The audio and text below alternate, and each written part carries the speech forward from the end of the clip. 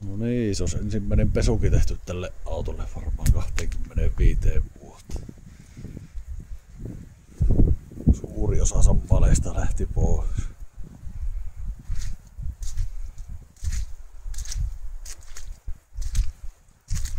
Tämä kylkihän se on vähän rujon näköinen vaan. Eiköhän se siitä saa jollakin tasolla entisöityä.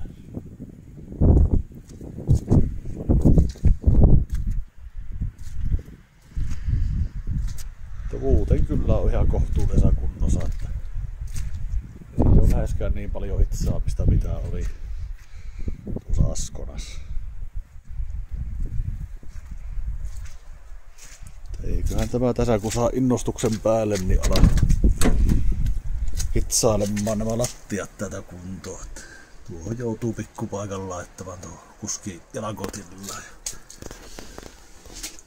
tuoden vänkärin jalakotillaan kanssa.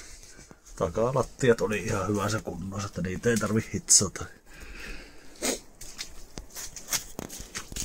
Elemoja joutuu vähän parsimaan, mutta eipä se sekään ole kuin peltiä vaan.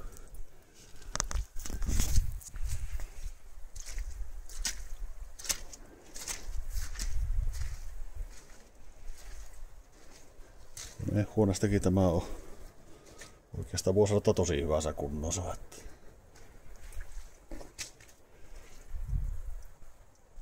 Ihmeen hyvin säilynyt.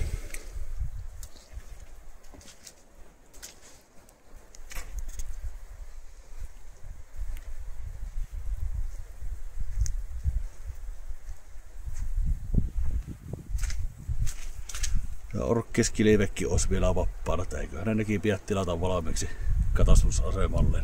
Onpahan tavoitetta sitten. Saa joskus ne sitä noudattua.